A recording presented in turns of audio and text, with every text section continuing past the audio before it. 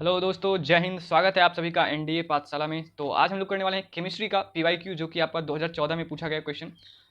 General ability test का जो part wise जितने भी पार्ट है, केमिस्ट्री, बायोलॉजी, फिजिक्स, केमिस्ट्री और हिस्ट्री वगैरह, ज्योग्राफी, तो उन सभी का पीवाईक्यू सीरीज यहाँ पे स्टार्ट हो चुका है। ठीक है, तो एनडीए पाठशाला बिल्कुल एक नया चैनल है जो कि एनडीए एस्पायरेंट्स के लिए डेडिकेटेड है। और यहाँ पे आपको पहले पीवाईक्यू से हम प्रोवाइड करवा देते हैं, फिर जो भी कॉन्सेप्ट वीडियो जाएंगे उसको भी आप लोगों को देखते रहना है। इसके लिए चैनल को सब्सक्राइब कर ले सबसे पहले तो, अगर एंड इसके बाद बेल आइकन को प्रेस कर दीजिएगा ताकि जो भी न्यू वीडियो आए आपको सबसे पहले नोटिफिकेशन मिल जाए। ठीक है, तो ये बहुत इंपॉर्टेंट है। देखते हैं यार, केमिस्ट्री का वेटेज अच्छा खासा होता है। 15 से क्वेश्चन मतलब ऑन एन एवरेज पूछे जाते हैं। तो अगर 15 क्वेश्चन आप केमिस्ट्री के जो कि काफ़ी ईजी आते हैं तो वो कर लेते हो तो 60 मार्क्स आप आसानी से स्कोर कर लेते हो। तो यार अगर एक पोर्सन में आप 60 मार्क्स कर लेते हो तो अपना जो अचीव करना चाहते हो स्कोर 400 प्लस का, वो आसानी से आपका अचीव हो जाएगा। ठीक है, तो स्टार्ट करते हैं। क्वेश्चन काफी इजी आते हैं। तो जैसे पहला क्वेश्चन यहाँ पे दिया हुआ है, the number of valence electrons in O2 minus ion. ठीक है, O2 माइनस आयन में नंबर ऑफ वैलेंस इलेक्ट्रॉन पूछ रहा है। तो वैलेंस इलेक्ट्रॉन क्या होता है? Number of electrons in last सब सेल। तो O2 माइनस में ऑक्सीजन में कितने होते हैं? 6 होते हैं। ठीक है, ऑक्सीजन का वैलेंस इलेक्ट्रॉन कितना होता है? 6। अब O2 माइनस का मतलब क्या हो गया? नंबर ऑफ इलेक्ट्रॉन, 2 इलेक्ट्रॉन क्या हुआ? इंक्रीज कर गया। 2 माइनस आया है मतलब इलेक्ट्रॉन इंक्रीज किया है, 2 इलेक्ट्रॉन बढ़ गया है। तो 2 इलेक्ट्रॉन जो बढ़ेगा वो कहाँ पे बढ़ेगा? आउटर मोस्ट सेल में ही बढ़ेगा। ठीक है, तो यहाँ पे जो इसका वैलेंस इलेक्ट्रॉन हो जाएगा कितना हो जाएगा? 8 हो जाएगा। ठीक है, तो इस तरीके से होता है। पहले में 2 होता है। ठीक है, मान लीजिए यहाँ पे 2 है, एंड सेकेंड में फिर आपका 6 इलेक्ट्रॉन होते हैं। ठीक है, 6 इलेक्ट्रॉन होते हैं। 2 2 4 2 6। अब क्या हो गया? ये O2 का है। ठीक है, ये किसका? O2 का। अब इसमें हमसे पूछा क्या है? O2 माइनस पूछा है। तो 2 माइनस मतलब इसमें 2 इलेक्ट्रॉन कहीं से आया। अब 2 इलेक्ट्रॉन आया तो इसके लास्ट सबसेल में कितने हो गए? 8। तो वैलेंस इलेक्ट्रॉन कितना हो जाएगा? 8। तो इसका सही आंसर कितना हो गया? 8। तो इस तरीके के इजी क्वेश्चंस आपको आना चाहिए। ठीक है, बनते आना चाहिए। और सिंपल कॉन्सेप्ट जो है आपका, ज़्यादा डिटेल में आपको पढ़ना नहीं होता है। ठीक है, तो चलते हैं नेक्स्ट क्वेश्चन पे। विच of the following is the correct electronic configuration of chlorine. तो क्लोरीन का करेक्ट इलेक्ट्रॉनिक कन्फिग्रेशन आपको इस क्वेश्चन में बताना है। ये सारे पीवाईक्यूज हैं, याद रखना। ये सारे क्वेश्चंस 2014 के गेट पेपर में आ चुका है। सो इलेक्ट्रॉनिक कन्फिग्रेशन लिख रहा है जिस तरीके से इसमें दिया हुआ है। ठीक है, तो इसमें आपको 1:2 2:2 टाइप नहीं लिखना है। आपको सिंपल बताना है कि फर्स्ट सबसेल में कितने इलेक्ट्रॉन है, सेकंड में कितने और थर्ड में कितने। तो आपको पता होगा इस तरीके से हम जो है कन्फिग्रेशन को लिखते हैं 2 8 8 एंड सो ऑन। फिर यहाँ पे 18 होता है, 18 होता है। ठीक है, फिर 36 ऐड करते हैं। इस तरीके से हम इलेक्ट्रॉनिक कन्फिग्रेशन इलेक्ट्रॉन को रखते हैं सब सेल में किसी भी एलिमेंट के। तो अब जैसे क्लोरीन है तो क्लोरीन में कितने इलेक्ट्रॉन होते हैं? 17। तो अब 17 इलेक्ट्रॉन होता है क्लोरीन में। तो इसको हम कैसे अरेंज कर सकते हैं? पहले में 2, सेकंड में 8 एंड जो थर्ड बचेगा उसमें कितने बचेंगे? 8 to 10 से, तो नेक्स्ट में 7। तो 2 8 7 तुम्हारा जो हो जाएगा क्या हो जाएगा? कॉन्फिग्रेशन हो जाएगा। तो इसका सही आंसर कौन सा होगा? Option B. ठीक है, 2 8 7। तो सिंपल है, इस तरीके से याद रखना है। पहले में 2, फिर 8, फिर 8, फिर 18 18 36, फिर सो ऑन ऐड करते जाते हैं। तो 7 ग्रुप होता है, तो 7 तक तुम्हारा 36 ऐड करते हैं। ठीक है, तो इस तरीके से आपको नंबर ऑफ इलेक्ट्रॉन या फिर एटॉमिक नंबर आपको पता होगा तो इस तरीके के क्वेश्चन बन जाएंगे। क्वेश्चन नंबर 3 बहुत ही अच्छा क्वेश्चन है। इसमें पूछ रहा है the number of aluminium ions present in 54 gram of aluminium. Atomic weight दिया हुआ है कितना होगा? ठीक है, 54 ग्राम एल्यूमिनियम दिया हुआ है, उसमें पूछ रहा है कितने एल्यूमिनियम आयंस होंगे। ठीक है, तो नंबर ऑफ एल्यूमिनियम आयंस निकालने के लिए फिर या फिर एटम निकालने के लिए क्या करेंगे हम? सबसे पहले नंबर ऑफ मोल फाइंड करेंगे। तो नंबर ऑफ मोल कैसे फाइंड करते हैं? तो यहाँ पे लिखते हैं नंबर ऑफ मोल, मोल्स लिख सकते हैं। ठीक है, गिवन वेट कितना है? 54 ग्राम अपॉन एटॉमिक वेट। ठीक है, इसका फॉर्मूला क्या होता है? गिवन मास या फिर अपॉन एटॉमिक मास। तो एटॉमिक मास है, एटॉमिक वेट है 27, गिवन मास है तुम्हारा, गिवन वेट कितना है? 54 ग्राम। तो कितना हो जाएगा? 2 मोल। कितना हो गया? 2 मोल्स। यानी कि हमारे पास नंबर ऑफ मोल्स आ गया 2। अब इससे हम फाइंड कर लेंगे नंबर ऑफ आयंस। ठीक है, नंबर ऑफ आयंस वो कितना हो जाएगा? Number of mole into Avogadro number Na, जिसका वैल्यू होता है 6.023 इंटू 10 to the power 23। तो इसको मल्टीप्लाई करेंगे तो कितना आ जाएगा? 12.046 इंटू 10 to the power 23। इसको आंसर क्या आ जाएगा इसका? तो देखो आंसर किस तरीके से 1.2 इंटू 10 to the power 24। इसका सही आंसर ऑप्शन डी हो जाएगा, 1.2 into 10 to the power 24। Clear है? आगे बढ़ जाए।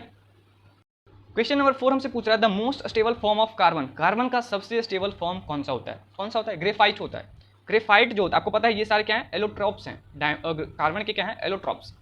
तो इसका जो सही आंसर क्या होगा? Graphite. Most stable form carbon का क्या होता है? ग्रेफाइट। क्योंकि यार इसका जो स्ट्रक्चर होता है ना, इसके स्ट्रक्चर में सारे जो कार्बन होते हैं वो sp2 हाइब्रिडाइज होते हैं और ये लेयर्ड स्ट्रक्चर होता है इसका। ठीक है, लेयर्ड स्ट्रक्चर होता है जिसके कारण ये काफ़ी ज़्यादा थर्मोडायनेमिकली स्टेबल होता है। ठीक है, बाकी बात करें डायमंड तो ये मतलब हार्डेस्ट होता है बट ये स्टेबल नहीं होता है क्योंकि यहाँ पे जो कार्बन होते हैं वो क्या होते हैं? sp3 कार्बन होते हैं।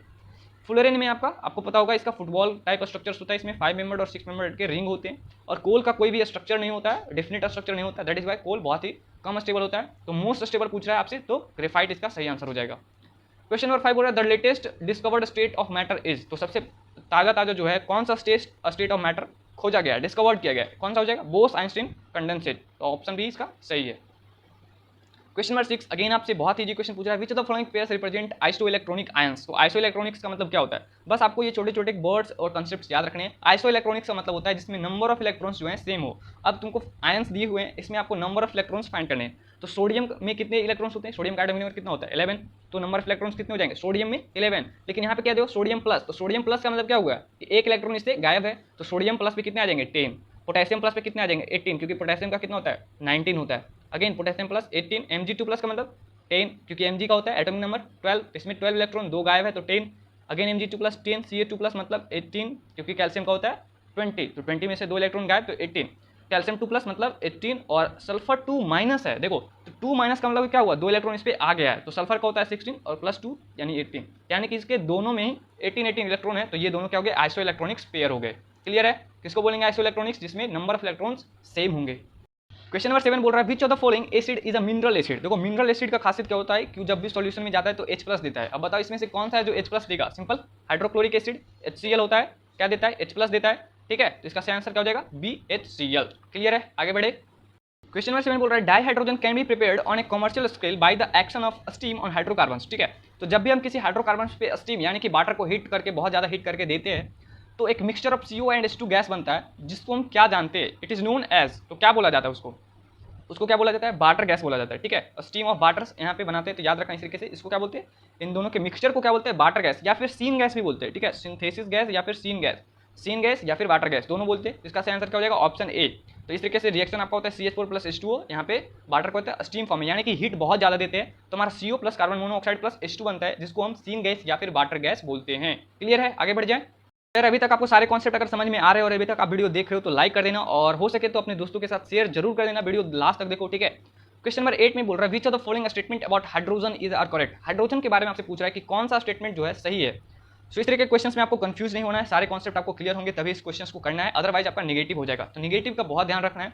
क्या बोल रहा है hydrogen has 3 isotopes of which protium is most common, yes, तो प्रोटियम जिसको किसको बोलते हैं, H को बोलते हैं प्रोटियम, D होता है ड्यूटेरियम एंड T होता है ट्राइटियम, तो 3 इसके आइसोटोप्स होते हैं, आइसोटोप समझ में आता है ना, जिसके एटॉमिक मास जो होते हैं डिफरेंट होते हैं, एटॉमिक नंबर सेम होते हैं, उसको बोलते हैं आइसोटोप्स, यानी कि हाइड्रोजन के 3 आइसोटोप्स होते हैं, जिसमें प्रोटियम जो कि हाइड्रोजन है वो मोस्ट कॉमन है। क्लियर है। Hydrogen ion H+ exist freely in solution, तो नहीं ये गलत है, H+ आयन जो है आपका फ्रीली कभी भी एग्जिस्ट नहीं कर सकता है, इसका हाइड्रेटेड कैपेसिटी बहुत होता है, बहुत ही छोटा आयन होता है, बहुत जल्दी हाइड्रेटेड हो जाता है, तो यहाँ पे ये फ्रीली स्टेट में कभी भी नहीं हो सकता है सॉल्यूशन में खास करके। Dihydrogen H2 acts as a reducing agent, तो देखो इस ऑप्शंस को हम सही भी मान सकते हैं, क्योंकि डाई हाइड्रोजन जो होता है वो दोनों की तरह यूज होता है रिड्यूसिंग एंड ऑक्सीडाइजिंग, बट अगर सिर्फ बोला है कि यहाँ पे ये नहीं बोला है कि only act as a reducing agent, तो ओनली बोलता तो गलत हो सकता है, बट यहाँ पे क्या बोला है dihydrogen H2 act as a reducing agent, तो ये सही है, ठीक है, डाई हाइड्रोजन जो है रिड्यूसिंग एजेंट की तरह यूज होता है और ये ऑक्सीडाइजिंग एजेंट की तरह भी यूज होता है, तो यहाँ पे जो सही आंसर क्या हो जाएगा 1 और 3 ओनली, ठीक है, ऑप्शन सी इसका सही आंसर है। अगर यहीं पे लिख देता है H2 act as only reducing agent तो ये ऑप्शन गलत हो जाता। समझ में आ रहा है मैं जो समझाना चाह रहा हूँ कि H2 जो है वो दोनों तरह यूज होता है, ऑक्सीडाइजिंग और रिड्यूसिंग दोनों की तरह। क्लियर है, आगे बढ़े। क्वेश्चन नंबर 10 बोल रहा है the temperature of water at the bottom of a lake whose upper surface has frozen to ice would be around, तो देखो ये क्वेश्चन बहुत ही ट्रिकी क्वेश्चन है, इस तरह के क्वेश्चन एनडीए में पूछे जाते हैं, ठीक है, और ये क्वेश्चन अपने दोस्तों के साथ भी पूछ सकते हो, बहुत ही ट्रिकी क्वेश्चन है। बोल रहा है कि जो टेम्परेचर ऑफ वाटर होगा बॉटम में, एक लेक है, ठीक है, एक लेक है मान लो, और इसमें क्या बोल रहा है कि जो वाटर है अंदर में, ठीक है, बॉटम में जो वाटर है उसका टेम्परेचर क्या होगा अगर मान लो जो अपर सरफेस है वो आइस जो है फ्रोज हो चुका है, अपर सरफेस में जो वाटर है वो फ्रोज हो चुका है, तो नीचे वाला पानी का टेम्परेचर क्या होगा। अब देखो यार ऊपर वाला अगर फ्रोज हो चुका है यानी कि क्या हो रहा है, इसका जो इंटरेक्शन है एटमॉस्फेयर के साथ डायरेक्ट हो रहा है, बट ये जो नीचे वाला है उसका इंटरेक्शन एटमॉस्फेयर से नहीं हो रहा है, ठीक है, समझ रहे हो, यानी कि इसका जो टेम्परेचर होगा वो ऑब्वियसली वाटर के फ्रीजिंग पॉइंट से ज़्यादा होगा, ठीक है, इसीलिए तो यार तुम्हारे जो एक्वेटिक एनिमल्स होते हैं ना वो क्या होते हैं सर्वाइव कर पाते हैं, ऊपर अगर जम भी जाता है बर्फ फिर भी अंदर जो होता है वो बर्फ जमता नहीं है, वो वाटर ही रहता है, यानी कि उसका टेम्परेचर जो रहता है 0 डिग्री सेल्सियस से ज़्यादा होता है, इसका सही आंसर क्या हो जाएगा 4 हो जाएगा, ठीक है, 4 डिग्री सेल्सियस। समझ में आ रहा है क्या यहाँ पे कॉन्सेप्ट है कि मान लो एटमॉस्फेयर के कॉन्टेक्ट में जो ये अपर सरफेस है उसका वाटर एटमॉस्फेयर के कॉन्टेक्ट में है, तो अपर सरफेस तो तुम्हारा फ्रीज हो जाएगा, बट नीचे वाला जो है एटमोस्फेयर के कंटेंट में नहीं है, ठीक है। और ऐसे भी फ्रीजिंग जो होता है वो क्या होता है, डाउन टॉप टू डाउन जाता है, ठीक है। ऐसा नहीं है कि सारा पानी एक बार में फ्रीज हो जाता है, ठीक है। वो पहले ऊपर वाला सरफेस होगा, फिर नीचे वाला होगा, तब जाके पूरा होता है, ठीक है। तो ये बहुत इंपॉर्टेंट कॉन्सेप्ट है, इसका सही आंसर ऑप्शन सी हो जाएगा। क्वेश्चन नंबर 11 बोल रहा है which of the following statement is correct. तो अगेन आपको बताना है करेक्ट स्टेटमेंट कौन सा है। पहला है fullerene have only 6 membered carbon ring. तो ये तो गलत है, क्योंकि इसमें 5 मेंबर्ड रिंग होते हैं, कितने होते हैं 12 होते हैं, एंड 6 मेंबर्ड रिंग होते हैं कितने 20, ठीक है। टोटल तुम्हारे 5 मेंबर्ड रिंग और 6 मेंबर्ड रिंग होते हैं। यहाँ पे फुटबॉल टाइप का स्ट्रक्चर होता है, ठीक है इसका। तो इस तरीके से याद रख सकते हो कि 12 होते हैं 5 मेंबर के रिंग एंड 20 होते हैं 6 मेंबर के रिंग। तो इसमें बोल रहे हैं 6 मेंबर रिंग ओनली, तो ये तो गलत हो गया। फुलेरियंस आर केज लाइक मॉलिक्यूल्स, तो नहीं, बिल्कुल भी नहीं, ये पिंजड़े जैसा नहीं होता है, फुटबॉल टाइप होता है। Diamond is thermodynamic the most stable allotrope of carbon, तो ये भी गलत है। मैंने बताया था ग्रेफाइट होता है मोस्ट स्टेबल।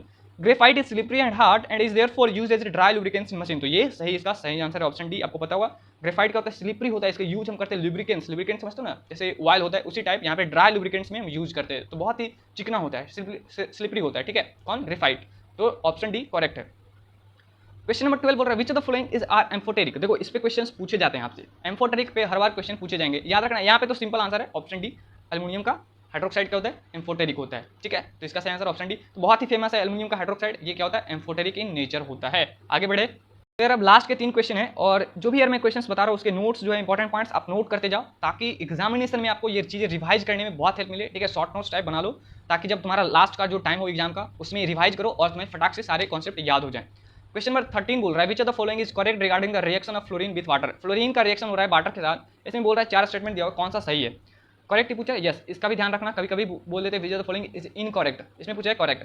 तो बोल रहा है कि fluorine is oxidize to F-, water is oxidize to O2, water is reduce to H+, and oxidation state of fluorine does not change. देख लेते हैं F2 का ऑक्सीडेशन नंबर यहाँ पे क्या है, कोई भी जो तुम्हारा एलिमेंट होता है वो अगर नेटिव स्टेट में है या फिर मतलब कोई फॉर्म में नहीं, मॉलिक्यूल में नहीं है, तो उसका ऑक्सीडेशन स्टेट 0 होता है, यानी कि F2 का यहाँ पे 0 है। अब H2O में देखो ऑक्सीजन का कितना है -2, हाइड्रोजन का कितना है +1, यहाँ पे H का +1 है, F का -1 है, यहाँ पे अगेन O2 का 0 है। तो अब देखो F2 का चेंज हो रहा है, क्या फ्लोरीन का चेंज हो रहा है, हाँ यहाँ पे 0 है, यहाँ पे -1 है, तो ये तो गलत हो जाएगा क्योंकि फ्लोरीन का चेंज हो रहा है ना। जो H2O में ऑक्सीजन है उस पर कितना है -2, और इसमें ऑक्सीजन कितना है 0, यानी -2 से 0 हो रहा है, यानी कि ऑक्सीडेशन नंबर क्या हो रहा है, इंक्रीज हो रहा है। ऑक्सीडेशन नंबर अगर इंक्रीज हो रहा है यानी कि वाटर जो है वो ऑक्सीडाइज हो रहा है, किसमें, O2 में। इसका सही आंसर क्या हो जाएगा, option B, water is oxidize to O2। Clear है। यहाँ पे फ्लोरीन का देख लो, जैसे F2 0 है एंड F- यानी -1 है, तो 0 से -1 जा रहा है, मतलब घट रहा है, यानी कि फ्लोरीन जो है वो रिड्यूस हो रहा है, बट इसमें क्या दिया, फ्लोरीन ऑक्सीडाइज हो रहा है। इसका सही आंसर ऑप्शन बी है, water is oxidize to O2। Clear है। क्वेश्चन नंबर 14 आपसे पूछ रहा है the most of the mass of the atom can be found in, कहाँ पे पाया जाता है, ज्यादातर जो एक एटम होता है उसका मास कहाँ पे पाया जाता है, इलेक्ट्रॉन्स में पाया जाता है, बिल्कुल नहीं, चार्जेस में, न्यूक्लियस में, इलेक्ट्रॉन क्लाउड में, कहाँ होगा, सही आंसर क्या होगा, न्यूक्लियस में। न्यूक्लियस जो होता है वो इसका सबसे ज़्यादा जो मास होता है उसी में होता है, क्योंकि यहीं पे होता है आपका न्यूट्रॉन और proton, and neutron and proton का जो मास होता है इलेक्ट्रॉन से काफ़ी ज़्यादा होता है, एंड दैट इज 95% मास जो होता है किसी भी एटम का वो कहाँ पे लाया करता है, न्यूक्लियस पे, ठीक है। इलेक्ट्रॉन तो तुम्हारा स्कैटर्ड होता है ना इसके चारों तरफ, तो इलेक्ट्रॉन तो काफ़ी जगह छेका होता है और उसका मास भी कम होता है, तो ज़्यादा जो मास होता है कहाँ पे होता है, न्यूक्लियस पे होता है।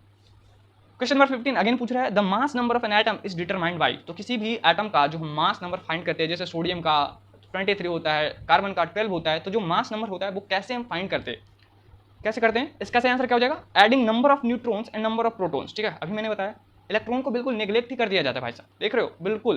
तो इसका सही आंसर क्या होता है, ऑप्शन डी, कि न्यूट्रॉन्स का जो नंबर होगा और प्रोटॉन का जो नंबर होगा उसी को ऐड करते हैं, तभी हमारा जो है मास नंबर फाइंड कर पाते हैं किसी भी एटम का। क्लियर है। यहाँ पे आपको ये 3 पॉइंट याद रख सकते हो, क्या क्या, न्यूट्रॉन का जो मास होता है 1.675 × 10⁻27 kg होता है, kg में याद रखना। इसका डिस्कवर किसने किया था, जेम्स चैडविक ने किया था। प्रोटॉन क्या है 1.672 × 10⁻27 kg, गोल्डस्टीन साहब ने इसका खोज किया था प्रोटॉन का। इलेक्ट्रॉन बहुत इंपॉर्टेंट है, 9.109 × 10⁻31 होता है, देख लो कितना कम है, ये -27 होता है, -31 होता है, -31 मतलब कितना कम गया है, kg में होता है। इसका इलेक्ट्रॉन किसने किया था, जे थॉमसन। कौन किया था, जे थॉमसन ने इलेक्ट्रॉन का डिस्कवर किया था। So that is it for today. I hope आपको ये सेशन अच्छा लगा तो लाइक जरूर कर दीजिएगा, शेयर भी कीजिएगा अपने दोस्तों के साथ। तो मिलते हैं फिर नेक्स्ट वीडियो में इसी तरीके के अमेजिंग वीडियो के लिए। आपको एनडीए पाठशाला को सब्सक्राइब कर लेना है और अपने दोस्तों के साथ शेयर करना मत भूलना यार, ठीक है, क्योंकि तभी आप हमारा जो है चैनल ग्रो करेगा और हम यहाँ पे ऑसम कंटेंट आपके लिए लेकर के आएंगे। मिलते हैं फिर नेक्स्ट वीडियो में। जय हिंद, नमस्कार।